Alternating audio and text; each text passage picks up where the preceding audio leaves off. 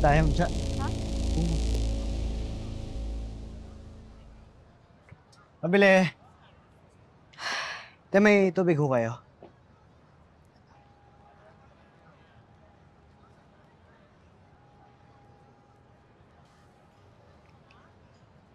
Tubig ka muna. Hindi pa ganyan pa. Siyempre, mukhang pagod na pagod ka na eh. Salamat pero isaw sanay sa princess treatment. Tsaka, andito naman talaga tayo para maghanap. Eh, wala tayong panahon para tumambay, tsaka magpabebe. Kung mahuli ang matos na yan. Gigil na gigil ah. Ngayon lang kita nakita ang ganyan. Talaga. Alam mo, sa totoo lang, kaya ako sumama dahil sa tuwing nakikita ko yung pagmumukha ng matos na yan. Gusto ko siyang bigwasan, sapakin, sipain.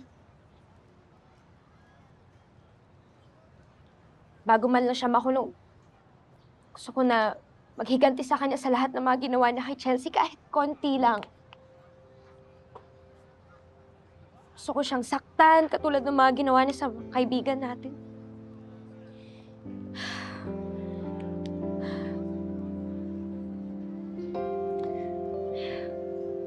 Huwag ka mag-alala mo, Cha.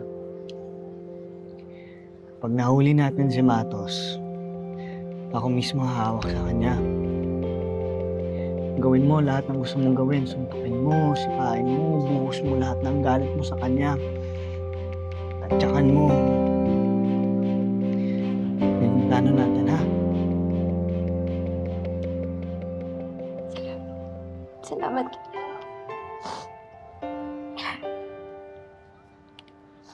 Basta huwag mo lang tatamaan.